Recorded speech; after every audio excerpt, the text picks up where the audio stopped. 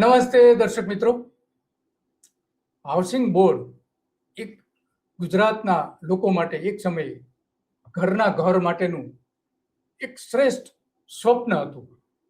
ઓછા બજેટમાં સરકાર એની પોતાની જે જમીનો હતી એ જમીનો પર મકાનો બનાવી આપતી હતી.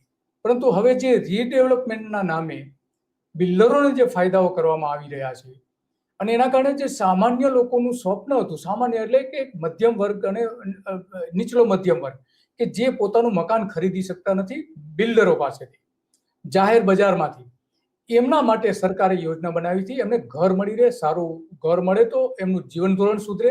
ઘણા બધા એના કારણો હતા. તો એ બધા જે પ્રોજેક્ટ હતા એ વર્ષો પહેલા બનેલા હતા અગાઉની સરકારો.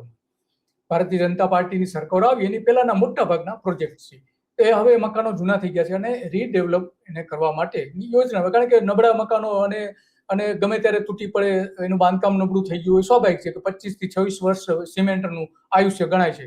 તો ત્યાર પછીના જે બાંધકામો તોડીને નવેસરથી એમાં સ્કીમ બનાવવાની યોજના મૂકી હતી, પરંતુ એટલી મોંઘી અને એટલી ખર્ચાળ છે કે એ અંગે આપણે વાત કરીશું વિનોદભાઈ સાથે અને એ બધી જ આપણે વાત કરશે. એમને રાષ્ટ્રપતિથી લઈને સીબીઆઈ, ઈડી બધાને પત્રો લખીને પણ કહ્યું છે કે શું પરિસ્થિતિ છે અત્યારે. તો વિનોદભાઈ વાત કરશો કે શું પરિસ્થિતિ છે અત્યારે? હવે નમસ્કાર આપના દર્શક મિત્રોનો, અને મને આ બાબતે ફરીથી આપની ચેનલ ઉપર બોલાવવા બદલ દિલીપભાઈ આપનો અને આપની ચેનલનો ખૂબ ખૂબ આભાર. હવે વાત કરીશું આપણે સીધું હાઉસિંગ બોર્ડના જ્યાંથી ઉદ્ભવ થયો. 1961માં એક્ટ બનાવ્યો. 1960 ની અંદર ગુજરાત હાઉસિંગ બોર્ડ એ મધ્યમ અને ગરીબ વર્ગને સસ્તા દરના મકાન મળે એ માટે બનાવવામાં આવી. એના પછી જમીન સંપાદનો થઈ. જમીન સંપાદન થઈ રહેણાંકના હેતુ માટે, અને ઘણી બધી સોસાયટીઓ બની. આજે 35, 40, 50, 60 વર્ષથી સોસાયટીઓ અડીખમ ઊભી છે. એના પછી 2014 પછી આપણે આનંદીબેન પટેલની સરકાર આવી. એમને એમ થયું કે ભાઈ આ જે હાઉસિંગ બોર્ડની જે સોસાયટીઓની જમીનો છે એ કરોડોની કિંમતની છે. એમના એફએસઆઈ તો વણ વપરાયેલા છે. કારણ કે જ્યારે હાઉસિંગ બોર્ડ એક્ટ બન્યો ને ત્યાં એક સમજવા જેવો કહું કે એક પરિપત્ર છે સરકારનો કે શહેરની બહાર, એટલે કે જ્યાં સિટી અને કોમર્શિયલ એરિયા ન અડતો હોય એવી જગ્યાએ હાઉસિંગ બોર્ડે જમીન લેવી અને સોસાયટી બનાવી. એ સમય જતા આ સોસાયટીઓ સિટીની અંદર આવી ગઈ એટલે એના એફએસઆઈ વધી ગયા. એ એફએસઆઈ વણ વપરાયેલા છે. આ વણ વપરાયેલા એફએસઆઈ ને વાપરવા માટે આ રીડેવલપમેન્ટ પોલિસી લાયા. પોલિસી એ સારી હતી, એમાં વાદ વિવાદ ઘણા થયા, અને એના પછી આની અંદર આ જે ઉદ્દેશ હતો સસ્તા દરના મકાનો આપવાનો, કોમર્શિયલનો ઉદ્દેશ જ નહોતો. તેમ છતાં રીડેવલપમેન્ટમાં કોમર્શિયલને કે ભાઈ જીડીસીઆરના 10% પ્રમાણે કોમર્શિયલ કરવું એમ કરી અને આની અંદર કોમર્શિયલને ઘુસાડવામાં આવ્યું. જ્યારે રીડેવલપમેન્ટ પોલિસીનો ક્લોઝ 3.1 એવું કહે છે કે જો પહેલેથી કોમર્શિયલ હોય એટલું જ કોમર્શિયલ કરવું. એનો મતલબ એમ કે કોમર્શિયલ થતું જ નહીં. બીજું, ભારત સરકારનું ગેજેટ છે 2013નું, એનો 99 નંબરનો ક્લોઝ એવું કહે છે કે હેતુફેર આ જમીન સંપાદિત જમીનનો હેતુફેર થતો નહીં, અને આ બધી જમીનો પબ્લિક ટ્રસ્ટ ડોક્ટ્રાઇન હેઠળ સંપાદિત છે. એટલે સરકાર એની માલિક નહીં, માટે ટ્રસ્ટી છે કે એને ખાલી વહીવટ કરવાનો. એ હુકમ ના કરી શકે કે ભાઈ તમે, કે એવો કાયદો બી ના લાવી શકે કે ભાઈ તમે કોમર્શિયલ કરો. તો આ સિવાય 1998માં આપણું ગુજરાત હાઈકોર્ટનો એક ચુકાદો છે ગુજરાત હાઉસિંગ બોર્ડની વિરોધમાં કે ભાઈ સંપાદિત જમીનની અંદર તમારે કોમર્શિયલ કરવું નહીં, એવો એક ચુકાદો બી છે. એના સિવાય એમને તાજેતરમાં એક નવો બી ચુકાદો આવ્યો 25/3/2026 માન્ય સુપ્રીમ કોર્ટનો, અને એમણે તામિલનાડુની સરકારને જે કોમર્શિયલ થતા હતા એ કોમર્શિયલ રદ કર્યા. એના પછી એમના ધ્યાન ઉપર આવ્યું કે ભાઈ આવું તો આખા ભારતમાં થાય છે. એટલે એમણે અજીત કુમાર સિંહા કરીને એક સિનિયર લોયર છે, એમને એપોઇન્ટ કર્યા અને એમની જોડે માહિતીઓ મંગાવી. એની આ 20 તારીખે એની મુદત બી છે. અને ભારતની તમામ નગરપાલિકાઓને પાર્ટી બનાવી અને એમની જોડેથી એફિડેવિટ મંગાવ્યા છે કે ભાઈ તમારે ત્યાં આ રીતે રહેણાંકની જગ્યા ઝોનમાં કોમર્શિયલ મંજૂરી આપી છે. જ્યારે ગુજરાત હાઉસિંગ બોર્ડની તો સંપાદિત જમીન છે, એમાં તો કોમર્શિયલ થતું જ નહીં. પરંતુ હાઉસિંગ બોર્ડના અધિકારીઓ અને ટાઉન પ્લાનિંગના અધિકારીઓ એવો જવાબ આલે છે. મને 3 જવાબ એક જ અધિકારી આલેલા છે ટાઉન પ્લાનિંગના. પહેલો જવાબ એવો આલ્યો કે આ જમીનો કલમ 65 હેઠળ સંપાદિત થયેલ હોવાથી બિનખેતી કહેવાય એટલે કોમર્શિયલ મંજૂરી આલી. બીજો જવાબ એવો આપ્યો છે કે રીડેવલપમેન્ટ પોલિસીના 75% થઈ જવાથી અમે મંજૂરી આપી. ત્રીજો જવાબ એવો આલ્યો છે કે GDCR ના 10% પ્રમાણે મંજૂર આલી.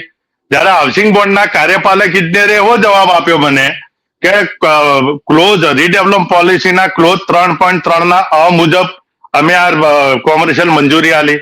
હવે જો રીડેવલપમેન્ટ પોલિસીના ક્લોઝ 3.1 ના ડ લખેલું હોય એટલું જ કોમર્શિયલ કરવું, વધારાનું કરવું નહીં, તો આ બીજો ક્લોઝ તો હોય જ ના શકે. એનું અર્થઘટન આ લોકો ખોટું કરે છે અને આડેધડ કોમર્શિયલ મંજૂરી આલે છે. પણ મેઇન વસ્તુ એ છે કે સંપાદિત જમીનમાં કોમર્શિયલ થતું જ નહીં. એટલે અમે માન્ય જે સુપ્રીમ કોર્ટનો ચુકાદો આવ્યો એના પછી મેં અમદાવાદ મ્યુનિસિપલ કમિશનરનો સંપર્ક કર્યો કે ભાઈ અમને એક ફરિયાદ આપી છે, અમને સમય આપો. 3 દિવસ સુધી અમને સમય ના આપ્યો. એટલે પછી અમે ફરિયાદ એમની ઇન્વર્ટ કરાઈ. ચીફ સેક્રેટરીને ફરિયાદ ઇન્વર્ટ કરાઈ. ચીફ સેક્રેટરીને તો સ્પષ્ટ લખ્યું કે ગરીબ અને મધ્યમ વર્ગ માટે જે હાઉસિંગ બોર્ડને બનાવવામાં આવી હતી એનો ઉદ્દેશ અત્યારે મરી પરવાડ્યો છે.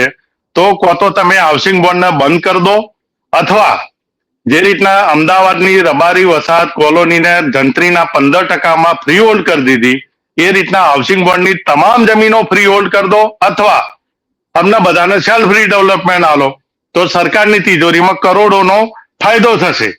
આવી મેં ફરિયાદ બી આપી છે. રેરા ઓથોરિટીને ફરિયાદ આપી કે તમે જે રેરા રજીસ્ટ્રેશન નંબર આપો છો એક ચકાસણી વગર અપાય છે. સંપાદિત જમીનમાં કોમર્શિયલ થતું નથી એ છતાંય તમે રેરા રજીસ્ટ્રેશન નંબર આપો છો. એટલે મેં રેરાના ચેરમેનને બી આલી ફરિયાદ, અને બધી ફરિયાદ ભેગી કરી અમે માનનીય ભારતના રાષ્ટ્રપતિને બી મોકલાઈ છે, ચીફ જસ્ટિસ સુપ્રીમ કોર્ટને બી મોકલાઈ છે, ઈડી CBI ને બી મોકલાય છે કે આમાં હજારો કરોડનો ગફલો છે, કૌભાંડ છે, આની તપાસ કરવામાં આવે. બરાબર છે. તપાસ કરવાની માગણી તમે કરી છે, તો વાત તો બરાબર છે કે લોકો જ્યારે આ કોમર્શિયલ બાંધકામોના કાયદાઓ કંઈક જુદું કહે છે અને વાસ્તવમાં કંઈક ચાલી રહ્યું છે, તો આ તમે જે રજૂઆતો કરી પછી એનું કઈ પરિણામ આવ્યું છે ખરું? રજૂઆતો તો હમણાં શુક્રવારે કરી, 20 તારીખે પરમ દિવસે, એટલે આજે 18 થઈ, પરમ દિવસે સુપ્રીમ કોર્ટમાં એનું હિયરિંગ છે.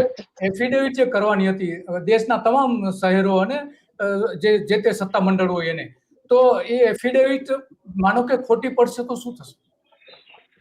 એ ખોટી આ લોકો જે તે મ્યુનિસિપાલિટીઓને એમણે તો એફિડેવિટ મોકલી જ દીધી છે. તો આ એફિડેવિટો ખોટી છે એટલા માટે મેં પુરાવા સાથે ફરિયાદ આપી છે કે આટલું ખોટું થયું છે, કોમર્શિયલ મંજૂરી મળી છે. જો એફિડેવિટ ખોટી કરી અથવા ખોટી સાબિત થઈ તો ખોટી એફિડેવિટ કરવાની 7 વર્ષની સજા છે. આ બધાને 7 વર્ષની સજા લાગશે. બરાબર છે. તો આવા કેટલા ટકા આપણે આ પ્રકારની હાઉસિંગ બોર્ડની સોસાયટી બનેલી હશે કે જેમાં કોમર્શિયલ બાંધકામ થયો હોય, દુકાનો છે કે ઓફિસ તે વોટેવર જે કંઈ હોય તે, એનું પ્રમાણ કેટલું છે અમદાવાદ અને ગુજરાત, અમદાવાદ બહાર? જો અત્યારે મને રેરામાંથી જવાબ આલ્યો છે કે હાઉસિંગ બોર્ડે જે એમણે ટેન્ડરના માધ્યમથી એમની પોતાની જમીન ઉપર જે બનાવી એવી 34 સ્કીમો હમણાં રીડેવલપમેન્ટ પોલિસી આવ્યા પછી ચાલુ જ છે. એના મને રેરા રજીસ્ટ્રેશન નંબર હાથે માહિતી આપી. એક બીજું કે જે રીડેવલપમેન્ટ સ્કીમ આવી એમાં તો 1-2 ને બાદ કરીને બધી સોસાયટીઓમાં કોમર્શિયલ થાય છે અત્યારે, અને એનો કરોડો રૂપિયાની અંદર દુકાનો વેચાઈ રહી છે. એટલે આ તો ગેરકાયદે છે. હવે જમીન સંપાદન થઈ પબ્લિક હેતુ માટે, સસ્તા દરના મકાનો અપાય. હવે કોમર્શિયલ પબ્લિક હેતુમાં ગણાય જ નહીં. જયારે પબ્લિક હેતુ જ નહીં ગણાતો તો કોમર્શિયલ થવાનો અવકાશ જ નહીં. અને જે મંજૂરીઓ અપાય છે હવે આની પાછળ બહુ મોટું કૌભાંડ જ છે. અને આ જેને બનાવી છે એને ભવિષ્યમાં જો ખરેખર સાચી કાર્યવાહી થઈ તો કોઈને બીયું પરમિશન નહીં મળે.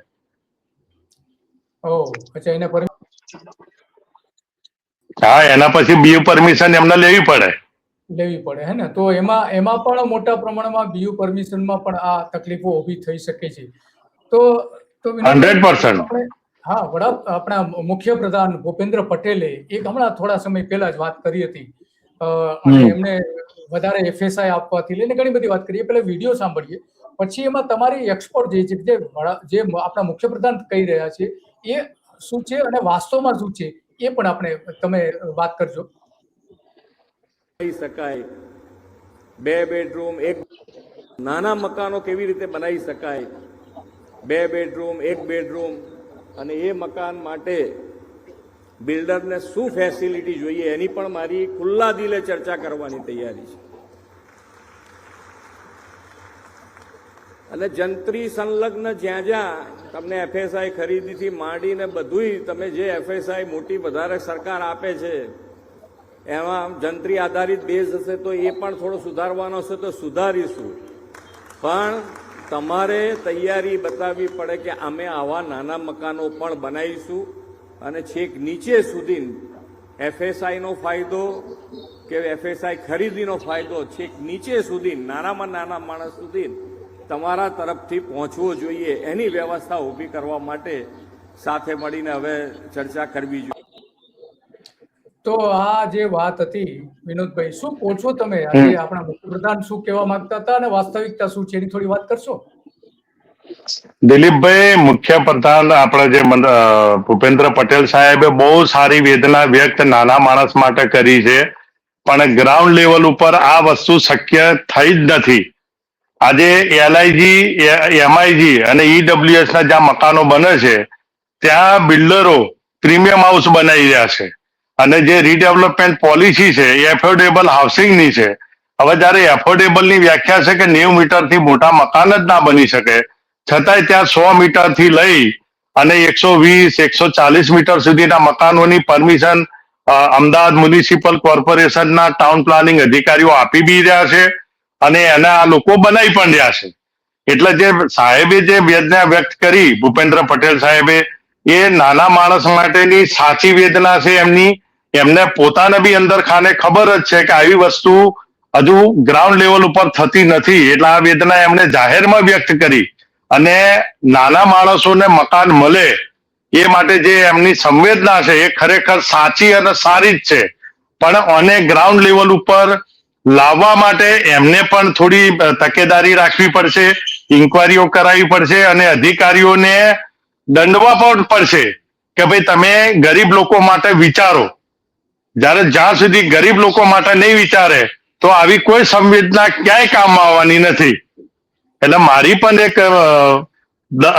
એક વિનંતી છે મુખ્યમંત્રી સાહેબને. મેં તો ફરિયાદ કરી જ છે ચીફ સેક્રેટરી સાહેબને કે ભાઈ તમે હાઉસિંગ બોર્ડને બંધ કરી દો, કો તો ગરીબ કો તો મધ્યમ વર્ગના લોકો માટે વિચારો, અથવા સેલ્ફ રીડેવલપમેન્ટ આપો. હવે જો મુખ્યમંત્રી સાહેબ આમાં, મેં એમને બી ફરિયાદ મોકલી છે CM પોર્ટલ ઉપર, એમના સ્વાગત ઉપર ફરિયાદ મોકલી જ છે મેં. જો એનું ખરેખર જો એને અમલ કરશે તો ઘણા બધા કૌભાંડ બંધ બી થઈ જશે, સરકારની તિજોરીમાં કરોડો રૂપિયા આવશે બી ખરા. તો વિનોદભાઈ, બીજી બાજુ આપણે 2012માં જ્યારે ગુજરાત વિધાનસભાની ચૂંટણી હતી ત્યારે આપણા મુખ્યપ્રધાન હતા એ સમયે નરેન્દ્ર મોદી, ત્યારે એમણે વચન આપ્યું હતું લોકોને કે 50 લાખ મકાનો અમે બનાવી આપીશું જેમની પાસે ઘર નથી એવા તમામ લોકોને. તો લોકોને બહુ મોટી અપેક્ષા જાગી હતી અને બધાને એવું હતું કે આ 50 લાખ મકાનો જે મળવાના છે એમાંથી આપને પણ મળશે, એટલે કે બહુ ઓછા દરે અથવા તો મફતના, જેમની પાસે મકાન નથી એમને મફત મળશે. તો શું એમાં વાસ્તવિકતા શું છે? એટલા બધા મકાનો બન્યા છે ખરા? જો હું એક ગાંધીનગરમાં એક ઇન્ટરવ્યુ મેં લીધું હતું ઝુંપડપટ્ટી વાળાનું. મેં એમને પૂછ્યું હતું કે સાહેબે તમને મકાનો આપવાની વાત કરી તે ખરેખર મળ્યા છે? તો કે ના સાહેબ, હવે અત્યારે એ મકાન ગયા વર્ષે ત્યાંથી દબાણો જ હટી ગયા. મકાન તો મળવાની દૂરની વાત રહી, લોકોએ મકાન રહી એમની જગ્યાએ જતી રહી. આવા તો કેટલાય કિસ્સા છે. ખરેખર જે મળવા જોઈએ એનો અમલ સાચી દિશામાં થયો જ નહીં. જો થાય ને તો ઘણા બધા ગરીબોને લાભ થાય. અને અમદાવાદમાં રામાપીરનો ટેકરો છે, ત્યાં ઝુંપડપટ્ટી હતા, ત્યાં મકાનો બન્યા બી છે, નહીં બન્યા એવું નહીં, પણ જે સંખ્યા બતાવવામાં આવી હતી એટલા નથી બન્યા. મારા ખ્યાલથી 10-20% સુધી એમનો ટાર્ગેટ એચીવ થયો હશે, એનાથી વધારે નહીં થયો. એથી વધારે નથી. તો વિનોદભાઈ, તમારો ખૂબ ખૂબ આભાર, તમે ઘણી બધી વિગતો આપી. અને લોકો સુધી સાચી માહિતી પહોંચાડવાનો પ્રયત્ન કર્યો. તો આપનો ખૂબ ખૂબ આભાર. તો આ હતી આજની મૂળ વાત કે લોકોને ખરેખર જે વચનો આપવામાં આવ્યા હતા એ પ્રમાણે થયું છે કે કરવું, અને જે યોજનાઓ હતી યોજનાનો અમલ થયો છે કે કેમ વાસ્તવમાં, એ વિનોદભાઈ બધી વાત કરી. તો આજે બસ આટલું, અને આવી જ બાબતો ઉપર આપણે મળતા રહીશું અને વાત કરતા રહીશું કે વાસ્તવમાં